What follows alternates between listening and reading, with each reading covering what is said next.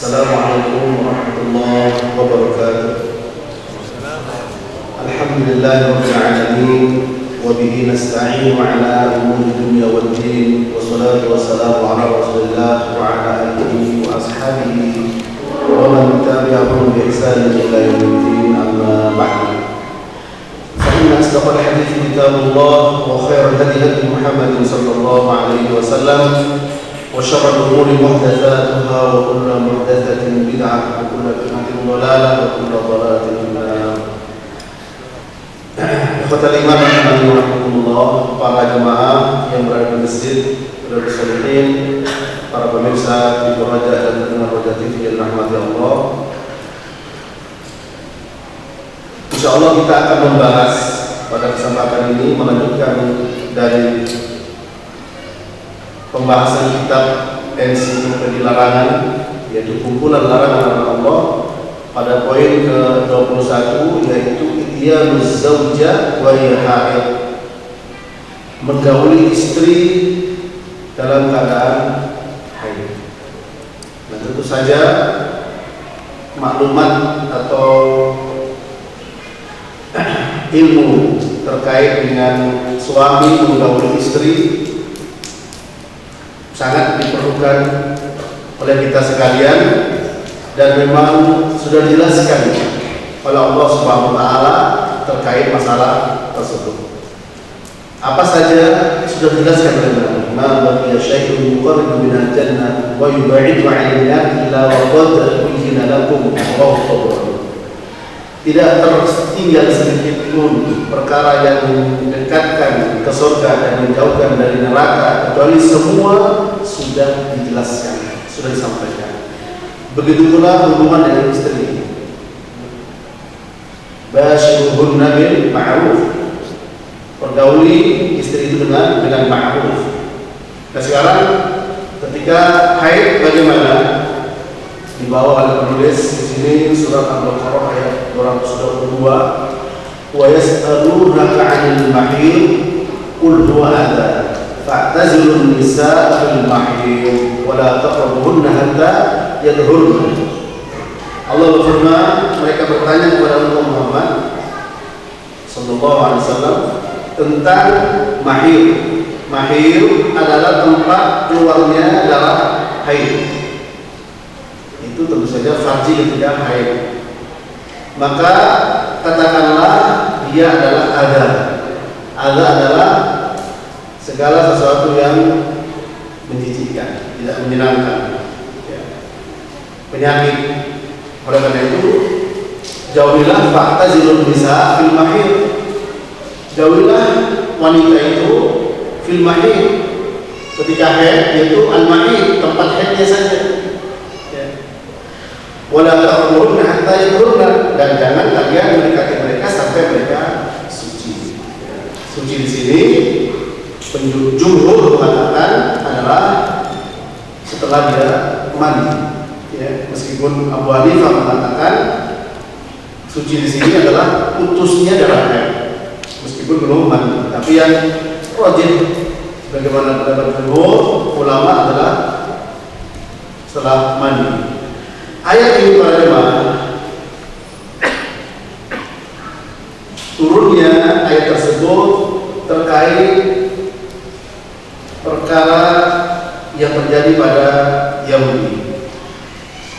Sebagaimana hadis Anas bin Malik radhiyallahu ta'ala anhu, anna al-yahuda kanu idza hadatil mar'atu fihim lam yu'akiluha ولم يجمعوهن بالبيوت فسأل أصحاب النبي صلى الله عليه وسلم النبي صلى الله عليه وسلم فأنزل الله تعالى ويسألونك عن المحيض قل هو أذى فاعتزلوا النساء في المحيض إلى آخر الآية فقال رسول الله صلى الله عليه وسلم اصنعوا كل شيء إلا النكاح فبلغ ذلك اليهود فقالوا ما يريد هذا الرجل أن يدع من أمرنا شيئا إلا خالفنا فيه فجاء سيد بن حضير وعباد بن بشر faqala ya Rasulullah innal yahuda taqulu kadza wa kadza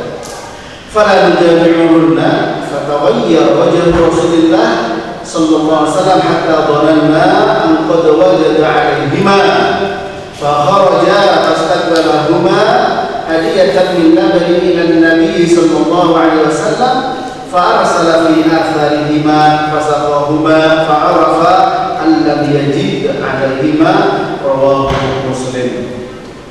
Dari Anas bin Malik radhiyallahu ta'ala anhu bahwa orang Yahudi dulu ketika wanita mereka haid, mereka tidak mau makan bersama dan mereka tidak mau berkumpul ya dengan wanita yang mengalami haid, istri mereka yang mengalami haid di rumah itu di luar dipisahkan.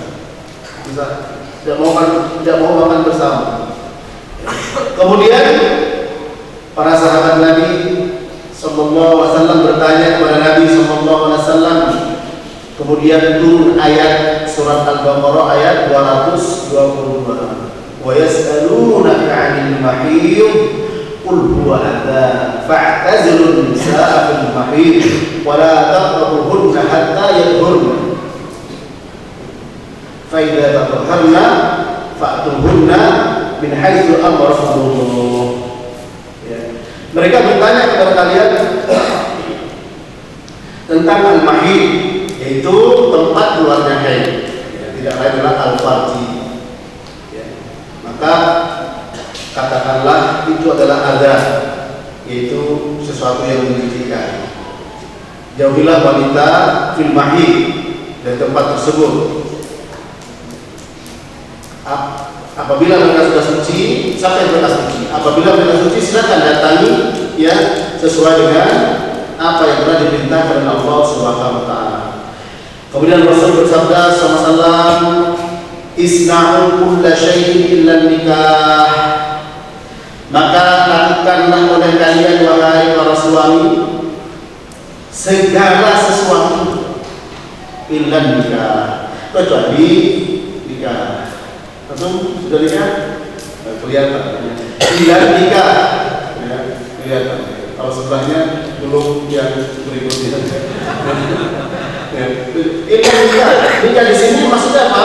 Illa nikah al-jima. Ya. Jima wal jima yaitu apa? Mendatangi istrinya dari farjinya. Maka istri yang mengalami haid, Nabi SAW bersabda, lakukanlah oleh kalian apa saja kecuali jima, ya, yaitu melalui ubul. Kemudian hal ini, berita tersebut sampai kepada orang-orang Yahudi, karena orang Yahudi ketika menghadapi istri-istrinya yang sedang haid apa? Disuruh pergi, dikeluarkan, tidak mau makan bersama. Apalagi tidur, makan saja nggak mau, apalagi tidur, ya, masuk pergi. Nah, ketika sampai kepada Yahudi berita ini, orang-orang Yahudi mengatakan, tidaklah orang ini menginginkan apa yang ditinggalkan sesuatu dari urusan kami kecuali selalu menyelisihkan. Maksudnya Nabi Muhammad ini kata Yahudi sallallahu alaihi wasallam selalu apa? Menyelisihi orang Yahudi. Orang Yahudi begini, dia begitu. Ya. Kemudian Usaid bin Hudair dan Abbad bin Bishr, keduanya mendatangi Nabi dan berkata, wahai Rasulullah, sesungguhnya orang Yahudi berkata begini dan begitu. Kalau begitu kami tidak perlu untuk berkumpul dengan istri kami ketika haid maksudnya. Fala nujami'unna. Lalu apa para jemaah? Wajah Rasulullah SAW berubah, ya. Berubah, menampakkan kemarahan. Hingga kami mengira beliau memarahi dua orang tersebut, yaitu Usaid bin Hudair dan Abbad bin Bishr. Lalu keduanya keluar, kemudian menghadap lagi kepada Nabi dengan membawa hadiah berupa susu Kemudian Nabi memberikan kepada keduanya, dan keduanya tahu bahwa Nabi tidak marah kepada Usaid bin Hudair dan Abbad bin Bishr. Hadis ini sahih, riwayat Imam Muslim. Sungguh pelajaran yang sangat besar di dalam hadis ini, ya. Pertama terkait masalah fikih, ya, yaitu fikul jima, ya, fikul mubasyarah, dan yang kedua masalah manhaj. Manhaj di sini apa? Bahwa Nabi SAW selalu ingin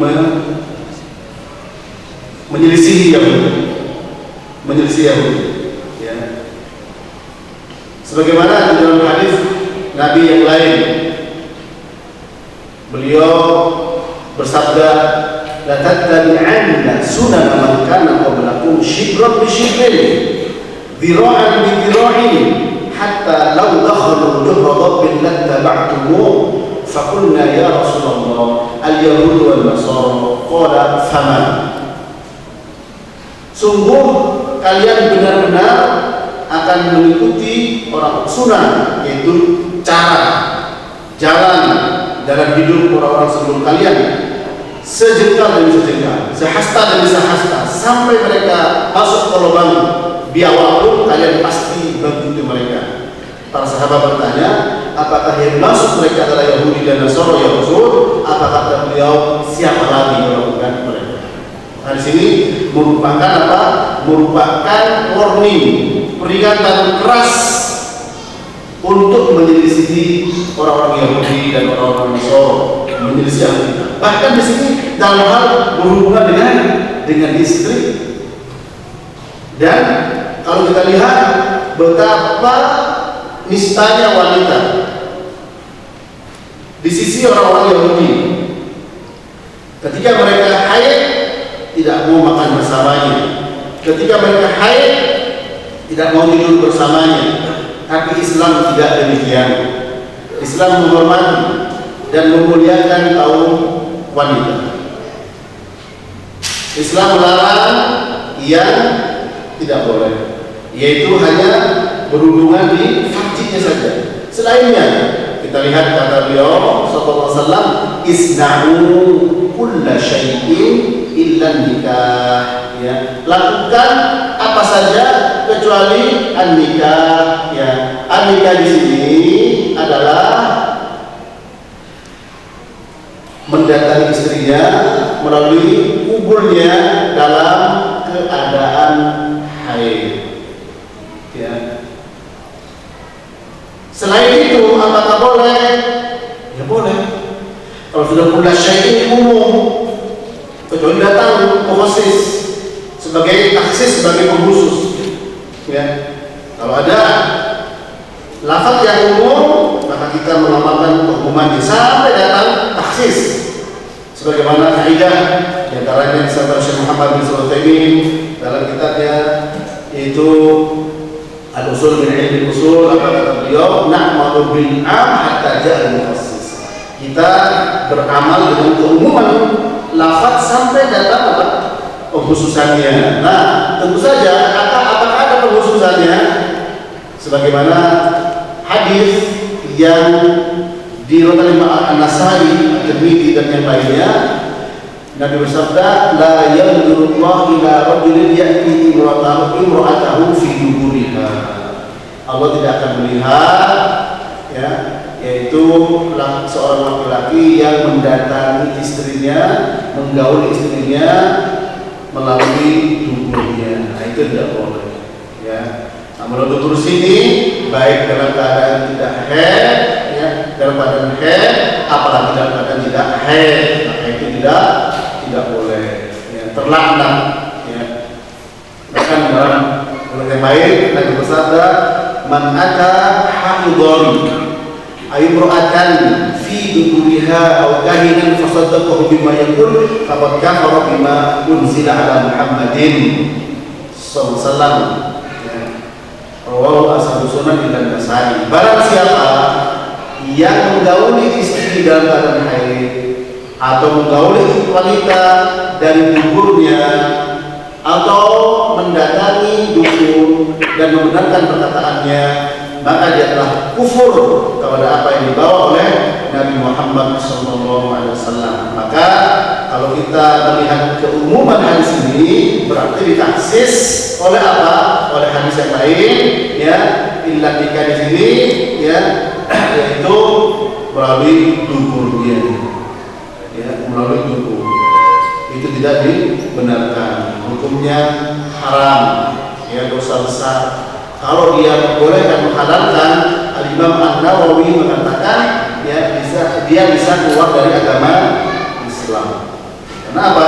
Karena telah menghalalkan apa yang telah diharamkan oleh Allah. Kalau tahu itu haram masih dilakukan, maka itu dosa besar, harus bertobat, Ada pun berhubungan dengan istri dalam keadaan haid, itu ada beberapa keadaan. Yang pertama kata Imam Nawawi, an yubashiraha bil jima' fil farji fa hadha haramun bi ijma'il muslimin bi nas al-Qur'an al-aziz wa sunnah as-sahihah. Ya. Macam pertama atau keadaan pertama, orang yang menggauli istri dalam keadaan haid, ya, yaitu jima', al-jima' fil farji, yaitu jima' di farjinya, di kubul, ya, maka ini haram berdasarkan ijma' kaum muslimin, kesepakatan dengan nas Quran yang mulia dan sunnah yang sahihah, seperti yang kita dengar tadi. Wa yas'alunaka 'anil mahid qul huwa adha fa'tazilun nisaa fil mahid wa la taqrabuhunna hatta yadhurna. Mereka bertanya kepada engkau wahai Muhammad tentang al-mahid, bukan haid, ya, al-mahid. Itu al-mahid itu tempat keluarnya darah haid, itu farji yang sedang haid, keluar darah haid, ya. Maka apa? Katakanlah tempat tersebut ada menjijikkan, tempat tersebut kotor, penyakit. Pasti ada hikmahnya. Pasti ketika Allah melarang tersebut, pasti ada hikmahnya. Dan setiap ada larangan pasti ada solusi. Ada solusinya. Ya. Ada solusinya. Apa solusinya? Ya sudah, berbuat apa saja kecuali jimat tadi. Ya. Maka ijma' kaum muslimin haram hukumnya berhubungan dengan istri yang sedang haid di farjinya. Kemudian yang kedua, al-mubasyaratu fi ma fawqa as-surra wa tahta ar-rubbah bidakar atau bil qublah atau bil mu'anaqah atau lamas fi awwal dzalik wa huwa halalun bi ittifaqil ulama. Yang kedua, berhubungan dengan istri di atas pusar dan di bawah lutut, ya, dengan datarnya atau dengan ciuman atau dengan remasan, dan ini bahasanya bahasa fikih, ya, jangan antum salah paham. Ya, di sini bahasa fikih, bahasa para ulama. Dan Imam Nawawi di sini beliau bisa mengungkap seperti ini, padahal beliau sampai meninggal belum meninggal. Ya. Sampai belum menikah, tapi beliau di sini detail sekali dalam menjelaskan perkara tersebut. Ya. Yang kedua adalah berhubungan dengan istri di atas usurnya, ya, dan di bawah itu, ya, dengan detailnya yang seperti yang kita tadi, ya. Maka ini boleh halal sesuai dengan kesepakatan para ulama. Adapun yang ketiga adalah al-mubasyarah fi ma baina as-surra wal rukbah fi ghairi al-qubul wa fi ghairi al-qubul wa al-qubul. Yang ketiga adalah berhubungan dengan istri yang sedang haid, ya, yang menjadi sasarannya adalah antara pusat dan lutut. Nah, ini bagaimana? Ada tiga. Wa fiha thalathatu awjuh li ashabina. Dibilang dari ashabina itu mazhab beliau, yaitu Syafi'iyah, ya. Ada tiga tinjauan, ya. As-sahhu 'inda jamaahirihim wa syarruha fil madhhab annaha haram. Yang paling ashhar, ya, itu yang paling sahih di mazhab Syafi'iyah adalah qaul. Yang kedua mengatakan makruh. Yang ketiga mengatakan ya apa?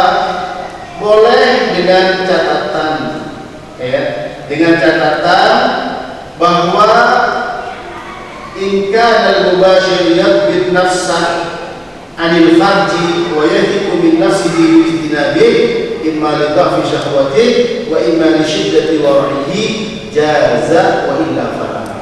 Ya. Adapun kalau suami tersebut bisa membatasi dirinya, mengikat dirinya, tidak sampai yang menjadi sasaran adalah farjinya, dan dia yakin dirinya bisa menghindari, ya entah sebabnya syahwatnya tidak terlalu kuat, lemah, ya, atau warok, ya, maka boleh. Kalau enggak maka tidak boleh. Nah, ini pendapat, ya, ini pendapat. Sementara hadis yang mengatakan apa? Isna'u kulla syai'in illa nikah. Lakukan apa saja yang kalian mau kecuali nikah. Nikah itu adalah apa? Itu di farjinya. Yang kedua di duburnya. Selain itu ya sudah umum dulu. Umum apa saja terserah. Ya. Nah, dari keumuman ini ya maka pendapat membolehkan bahkan di antara surah, yaitu antara pusar, ya, dan lutut.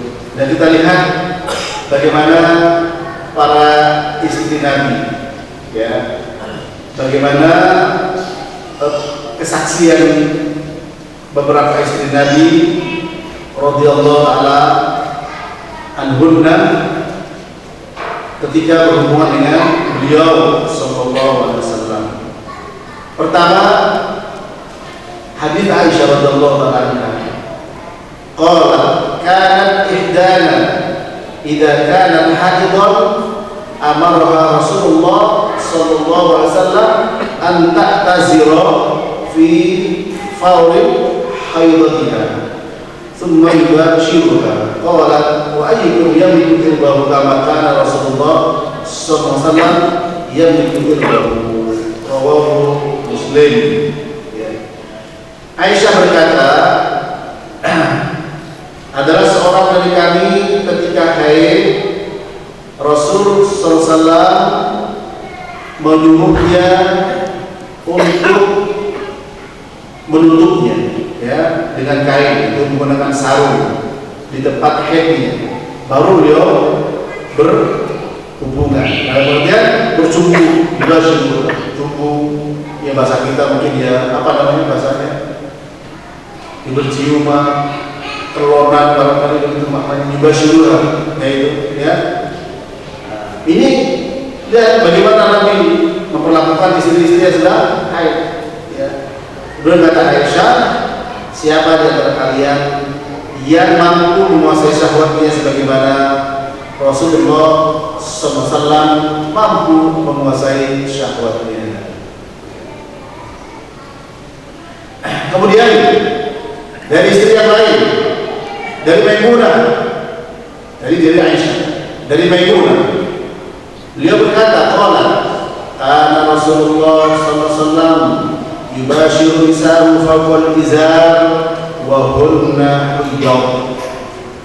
Maimunah, juga istri beliau radhiyallahu ta'ala adalah Rasulullah sallallahu alaihi wasallam bergaul, berhubungan, ya, dengan istri-istrinya di atas sarung. Sementara mereka sedang haid, ya. Fawqal izar tentu saja di sini bisa ditakwil atau bisa ditafsir dengan hadis yang lainnya, yaitu fawqal izar di sini, ya, bagian yang kena haid itu tertutup, dalam keadaan tertutup, ya.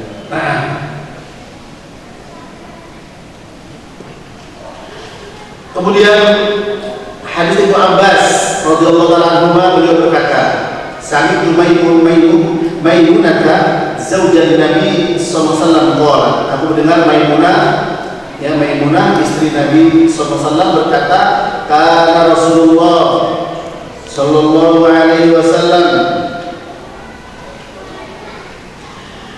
yang doji ma'i wa ana haid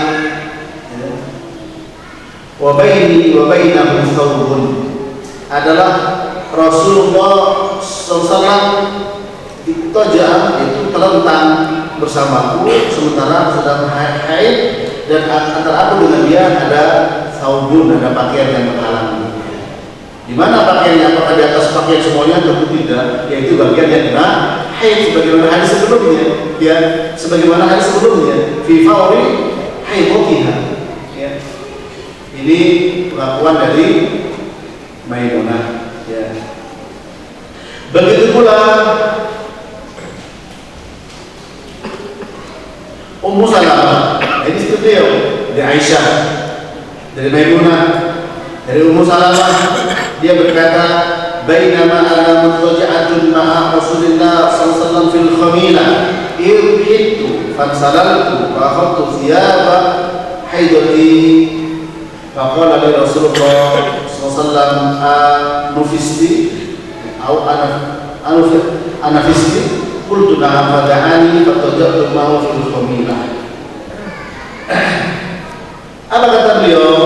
Ketika aku berbaring bersama Rasulullah SAW, ya, di satu kain, ya, kemudian aku haid dan mengalir darah haid, lalu aku ambil kain, aku tutup darah haid tersebut, aku tahan. Rasulullah mengatakan, kamu haid? Iya. Lalu beliau memanggil aku dan beliau yaitu berbaring bersamaku di atas al-khamilah tadi. Ini menunjukkan bahwa tidak ada masalah. Sebagaimana antum juga sama. Ya. Kita semua. Ini adalah apa para ikhwan? Saya tadi memulai dari hadis Anas bin Malik radhiyallahu anhu, di mana orang Yahudi, ya, tersinggung. Ketika apa? Ketika para sahabat melaporkan bahwa orang Yahudi itu tidak mau tidur bersama istri-istri mereka ketika sedang haid. Tidur di sini bukan hubungan intim, ya, tidur biasa, ya, yaitu satu selimut atau satu tempat tidur. Bahkan juga tidak mau makan bersama mereka. Nabi juga, ya, Nabi tidak seperti itu. Bahkan Nabi tidak senang, ya, menampakkan kemarahan,